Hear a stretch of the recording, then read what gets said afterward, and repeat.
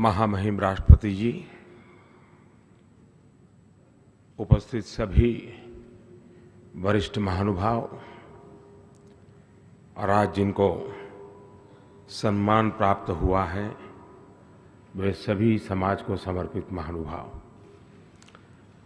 मैं सबसे पहले आपकी क्षमा चाहता हूं क्योंकि कार्यक्रम थोड़ा विलंब से प्रारंभ हुआ, क्योंकि मैं किसी एक और काम में व्यस्त हो गया, उसके कारण मुझे ही आने में देरी हुई, इसलिए मैं आप सबकी क्षमा चाहता हूं। आज गांधी शांति पुरस्कार के लिए जिन व्यक्ति और संगठनों को सम्मानित किया गया है, एक प्रकार से यह वर्ष महत्वपूर्ण भी है क्योंकि पूज्य बापू की 150वीं जयंती देश और दुनिया मना रही है और पूज्य बापू जीवन भर जिन बातों को लेकर के जिए,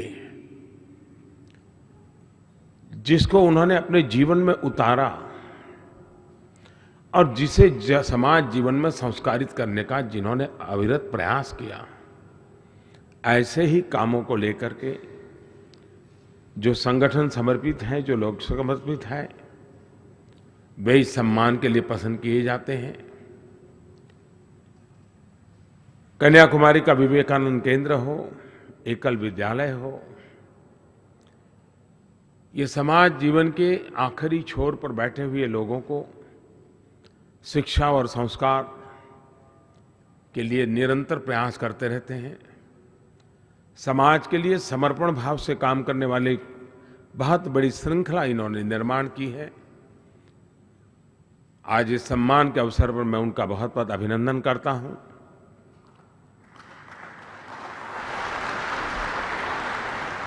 जब गांधी जी से पूछा गया था तो एक बार उन्होंने कहा था कि स्वराज और स्वच्छता दोनों में से मुझे पहली कोई चीज पसंद करनी है तो मैं स्वच्छता को पसंद करूंगा।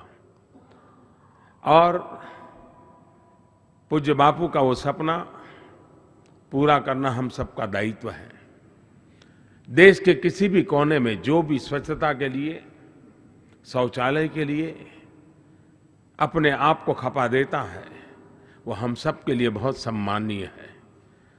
और उसी बात को आगे बढ़ाने के लिए सुलभ शौचालय जिस प्रकार से कार्य कर रहा है, उनका भी आज अभिनंदन करने का अवसर मिला है।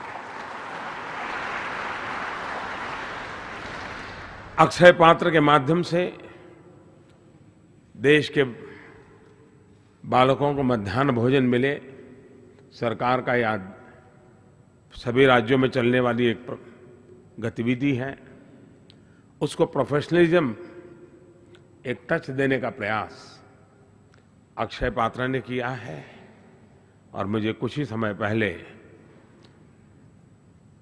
वृंदावन में जाकर के 3 अरबवीं थाली परोसने का सौभाग्य मिला था।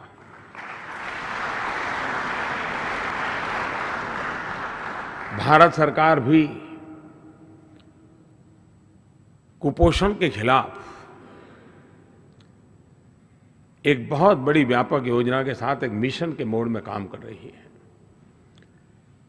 क्योंकि भारत का बचपन स्वस्थ हो तो भारत स्वस्थ रहेगा। और इसी भाव को लेकर के इन प्रयासों में जन भागीदारी बहुत आवश्यक होती है। सरकार के प्रयासों में जब जन भागीदारी जुड़ती है तब उसकी शक्ति बढ़ जाती है।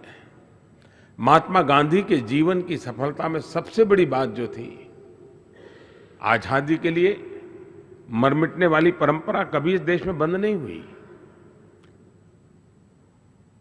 जितने साल गुलामी रही उतने साल क्रांतिवीर भी मिलते रहे, ये इसकी विशेषता है इस देश की। लेकिन गांधी जी ने आजादी को जन आंदोलन बना दिया था। समाज के लिए कोई भी काम करूंगा तो उससे आजादी आएगी, ये भाव पैदा किया था। जन भागीदारी, जन आंदोलन, आज़ादी के काल में, आज़ादी की लड़ाई के काल में जितना महात्म्य था, उतना ही समृद्ध सुखी भारत के लिए भी उतना ही आवश्यक है। वो भी गांधी का ही दिखाया हुआ रास्ता है कि जन भागीदारी और जन आंदोलन के साथ हम पूज्य बापू के सपनों को पूरा करते हुए गांधी की 150वीं जयंती और 2022 में आज़ादी के 75 साल, उसके लिए हम संकल्प करके आगे बढ़े। पूज्य बापू एक वैश्व मानव थे।